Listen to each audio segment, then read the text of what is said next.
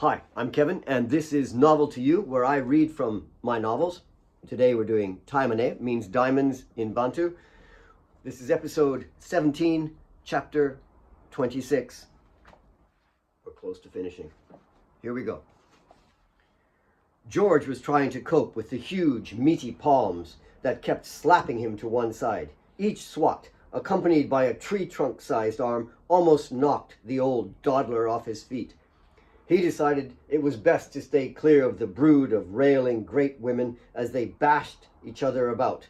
It was 6-1, and Mary was determined to put a stop to this foolishness. She kept pushing forward. Mary didn't accept no very well. "What's this all about?" Mary bellowed. "Taemane, you stop this and you open that door right now. Come on, Taemane, let's have a little chat." The other women pushed Mary back, refusing to let her see Taemane.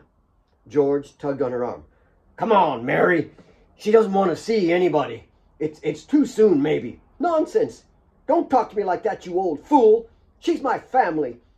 One of the other women opened the Land Rover door, and two others, the same size as Mary, bundled her into it.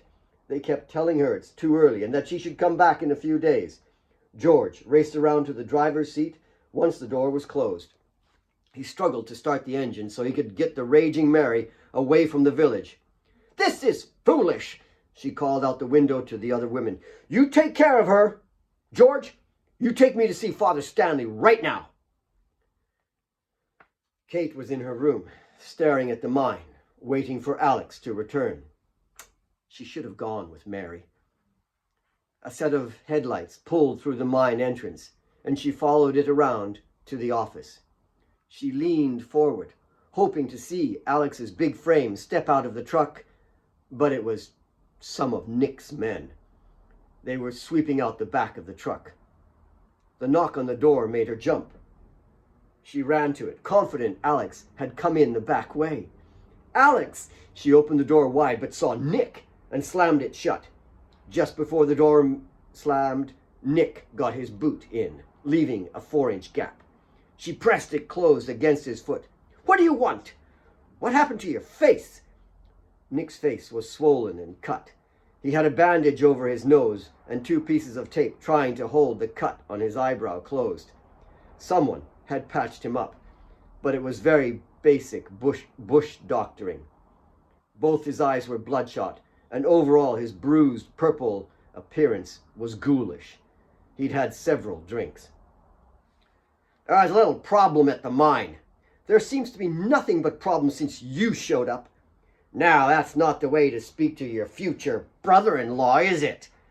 We're going to have to get along." "What do you want?" "Just get along. That's if you're going to stay here." "What the hell do you mean by that?" Kate eased off a little and then tried to slam the door, but he shoved it hard at the same time and knocked her backward with tremendous force. He barged into the room and slammed the door behind him. They stared at each other. A dance of calculation raced through her mind. She listened to the quiet of the house and realized there was no one nearby. He swaggered toward her, the alcohol deadening the screaming bruises that patterned his body, also fueled the menace inside him. He slinked toward her, a lathering hyena madness in his eye. Nick oozed the evil arrogance of a spider approaching his prey in its web. He ingested her world, her room. A sneer crossed his gruesome face. Booze fueled his intent. This would all be his. It was here for the taking. Whatever he wanted was his. "This is a nice little room. Very girly. Lots of nice, pretty things." "Get out!" No. I want you to understand that I'm going to be part of this family, and we're going to share all those pretty little diamonds. We're going to share everything." He moved menacingly close to her, forcing her backward into a corner. "And the next thing is going to be you, before Big Sister comes home. Get out!" She hurled a small bottle at him. He dodged it and grabbed her arm. She kicked and tried to scratch at his face. He slapped her several times and threw her onto the bed. She rolled off the other side and ran to the door, screaming for Alex. He snared her waist and spun her back across the room, knocking over a table. She hurled books at him. He waded into the storm of books. She threw a chair and he stepped aside. When it crashed to the floor, he lunged for her. He grabbed the front of her dress and yanked it toward him, but she pulled back. The front half of the dress ripped clear off. She screamed, trying to cover herself. He grabbed her throat and pulled her to him. Her fingers reached up to his neck, digging deep into the flesh, tearing it from the ear down. He slapped her face, sending her sprawling to the floor. Nick grabbed each of her wrists and dragged her to the bed. She twisted one arm free and grabbed at the dangling medallion around his neck. She tore it off and used the broken edge to rip at his neck. He screamed and punched her in the stomach, then hurled her against the wall. As he came at her again, she scampered under the bed. He latched onto her ankle, but she held fast to the far side bedpost and kicked him with her right free foot. His mood shifted from dominance to just pure violence. She was supposed to toe the line. He was in control here. They do what he wants. She kicked him in the face and screamed for Alex. He's dead, you stupid little bitch. He's dead. No, no, Alex! Nick's temper went wild, and he tried to go under the bed to free her. Being much smaller, she wiggled out the other side of the bed. She grabbed the fallen chair, and as he backed out from under the bed, she slammed it across his calves. He screamed in pain. She rushed to the dresser and searched for her keys. She couldn't find them, and then searched the floor, desperate to lock herself somewhere safe or lock him in the room. She saw the ring of keys near one of the books she had thrown. She hurled the medallion, still clasped in her hand, across the room and snatched the keys from the floor. Kate raced out of the room and slammed the door behind her. Her hands were shaking and fumbling. She couldn't get the key back into the slot. She heard him stumble to his feet on the other side of the door. She struggled and slipped the key into the lock and twisted it just as he tried the handle. "You bitch! You open this door, you little whore!" He pounded and yelled through the door. The door shuddered with each blow and looked as if it might give way. She searched for an escape as he hammered on the door. The blows thundered in her head, frightening and closing her mind. How long before he breaks down the door? She has to hide. She raced to her father's room, found the key inside the side table, and tried to slip it into the lock. But she dropped the whole ring of keys. Her fingers seemed so long, so clumsy. They moved everywhere. She couldn't grab the key. Her breath was thundering in and out of her exposed chest. She shook her hands to try to calm them. She tried again. She slowed her breathing, grasped the key, and slipped it through the door, locking it behind her. Inside the old man's room, she felt safer. Her father's strength and honesty, reflected from the furniture, calmed her and allowed her to think. She left the keys in the lock inside the door. Nick stopped pounding when he heard the keys jingle in the next room. She'd gone into a room down the hall. There were only two. He limped across the room to the window and slid it up and open. He glanced across the mine. Utter stillness. He stepped out onto the roof of the veranda. He slipped along the veranda rooftop toward the other room. He was going to finish this business. She'd learn who was boss, permanently. The calming of her breath brought clarity, and she washed the hysteria from her mind. She could defeat him if she stayed calm. She moved to her father's night table, flicked on the sidelight, and opened the drawer, taking out the old-fashioned Colt pistol. She was unfamiliar with guns. It felt very heavy, and the black steel was cold. She tried holding it out toward the door with one hand, but the weight was almost too much. The muzzle shook like a kite tail. She grasped it with the other hand. The house was quiet. When had he stopped pounding? He must be in the hall. She edged over to the far side of the room, away from the door. With her hands at chest height, she held the gun pointed toward the door. She leaned against the window frame and tried not to think of what he said about Alex. The breeze on her back was cool from the window. The freshness of the breeze calmed her thoughts. If Alex was right about the mine incident, all Nick had to do was to get rid of Alex and then marry Claire. Then the only person left to control would be her. The mine would then be his. Kate's thoughts raced. How could he hurt Alex? If Alex was at Jamina's? No, Alex must be fine. Fine, he's just with those old women. Those old girls could talk for hours once they got a chance. He was fine. He was such a strong man. Her man. She felt more confident thinking about him. Determined. The fingers almost collapsed her trachea as she lurched forward, dragging him through the window. Nick's foot tagged the table lamp as she pulled him into the room from the window, but he wouldn't release the grip on the little bitch's throat. The room was in complete darkness. He spun her around and jammed his fingers hard into her jaw. You feisty little bitch. Now you be a good girl and we're going to have some fun. You'll learn to do exactly as I say. She twisted her head to the side, but she couldn't get free. His hand pressed her head back as it clutched her jaw. He released her trachea, and that arm wrapped her small body, pulling it tight against him. The gun went off in her hand and startled both of them. The bullet struck him in the top of the foot and shattered it. The tiny bones were splattered on the floor. He screamed in pain, throwing her into a corner. He grabbed at his foot. She bounced out of the corner and struck him across the back with the table lamp, then dashed for the door. She unlocked it and ran back to her room. He wouldn't think to return there, and she could shoot him if he came in. She locked her door and backed into the corner by her bed. She squirreled down into the corner near the bedside.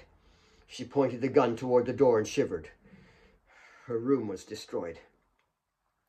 Nick hobbled to his feet, and with his injured foot pointed up, he limped to the top of the stairs. With his injury, the chase was pretty much over, but she was still in the house. He knew that. He yelled wildly, knowing she could hear him. He could still seize her mind with fear. It's just you and me, Katie. Alex is dead and thrown in the bush. He's hyena food. They'll be chewing on him right now. Nice and tasty bit of black bushmeat. Eh? What do you think, Katie? He walked down the stairs, listening. Can you see them? Their jaws are just dripping with his blood. He's dead. Gone. I beat him. They'll eat him. He's dead. His snarling laugh rippled through the house, shuddered through Kate's mind. That's why Alex wasn't home. He is... She tried to hold back her tears, but started to hyperventilate. She had to remain calm, so she had to somehow quiet her mind. Every breath she took, she saw Alex. You hear me? He's dead. You do as I say. I run this mine. The lights of a car shone through the window. Old George had come back with Mary. Nick sneered toward the lights. He'd get rid of that fat cow too soon enough. He limped toward the front door, knowing they'll be coming in the back. His foot hurt like hell. The lesson hadn't gone to plan, but she knows. She knows now who's the boss. He and Claire will be rid of her in no time. He could just rearrange the facts. Besides, Claire was a puppet. Mary could see the light on in Kate's room and thought it may be a good idea to leave the young lovers alone. She smiled to herself. It had all worked out. Claire getting married and Alex working in the office, and now Kate and him together at last. It'll all work out, she thought. And that's the end of chapter 26. Chapter 27. The gold dawn shone across the carpet of savannah. The flaxen plains slept, not yet ready to dance in the day's heat. All was still, except for a 2-foot-wide swath, like a woodworm track, winding towards the road. The brush had been knocked flat and the soil was rutted. A dried brown pattern of blood spattered along the grass. Alex had been dragging himself on his one unbroken arm through the bush all night long. His fractured legs were useless. One arm was broken and so grotesquely swollen The elbow was the size of a basketball. It dangled by his side like a useless bauble. His eyes, little more than bloody red balls of pain, focused mercilessly ahead as he continued to inch his way closer to the road. It was only a few more yards, and it may take hours, but he would see Kate one more time. George drove the old delivery truck at his usual turtle-like pace. In the back, 3 young men, obviously out of work, had hitched a ride to the town. Their songs and laughter lightened George's brooding thoughts. The old man was unhappy with the things he had saw occurring at the mine. A black lump by the roadside ahead caught his eye. He was unsure what it was. It may be an animal, perhaps a water buffalo calf. It was moving and was trying to drag itself. He slowed the truck and then realized it was a man. The men in the back yelled and hammered on the truck roof. George stopped near the black lump. The 3 men in the back jumped down and helped the old man gently lift Alex into the back of the truck. They cushioned him on their laps as George turned the truck around. His mind raced and his hands shook as they tried to grasp the wheel. Now, George could drive faster. It was her 3rd trip to the door that morning, and Mary was sure Kate must be inside. She rapped the door again and waited, but there was nothing. Both her and Alex were nowhere to be seen, and they were both early risers. Yet it was nearing 10. She wondered about these young lovers. Well, maybe there was more to that light last night than she thought. She should leave them be. If that was what love is, then she would not interfere. It may be their only chance at happiness before Claire returned. She turned down the hall. The open door of the old man's room made her stop. She thought she had locked it.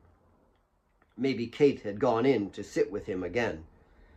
She had caught her in there 4 different times, just quietly sitting, drinking tea with the memory of him. Kate had such a lovely heart, so full of love, and yet even though she was small, she was a strong woman. She could make her boy happy. If only she was black, or he was white.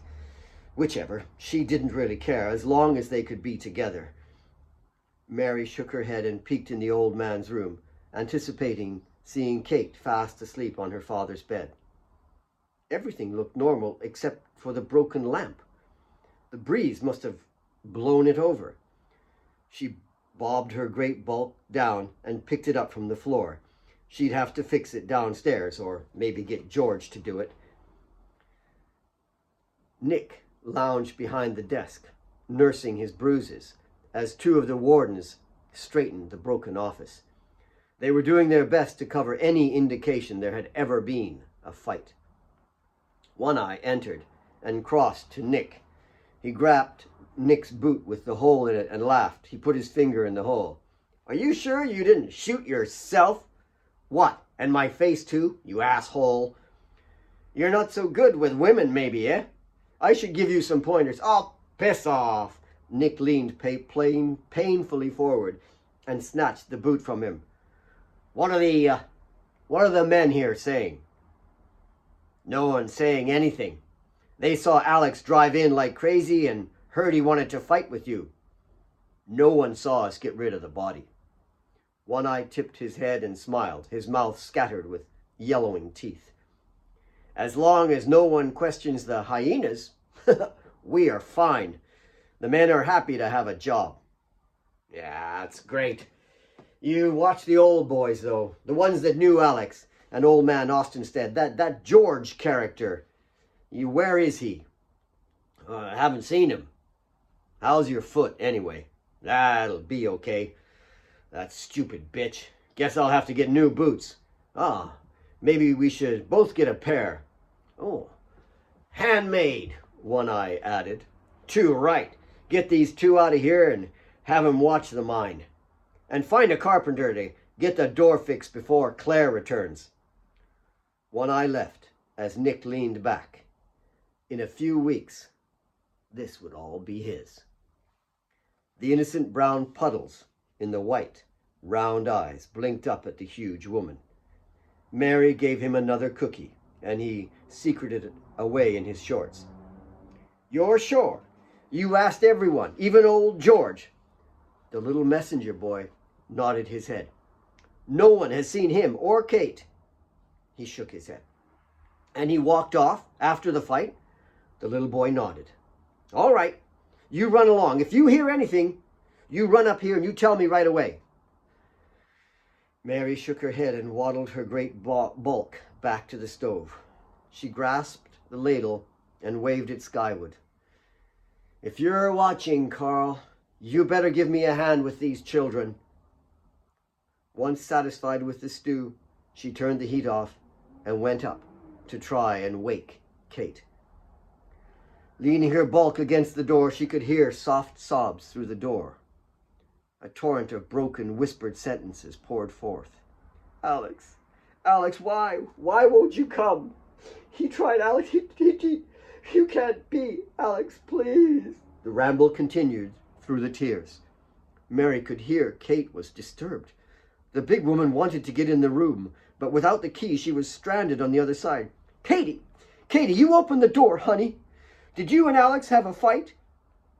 Inside the devastated room was stillness, broken only by panted breaths of desperation. You said you'd protect me. You said you'd come to me, Alex." Kate crouched in a corner near the bed. She had made no attempt to fix herself and lay bundled in a white sheet from the bed. The room was a disaster with wreckage everywhere.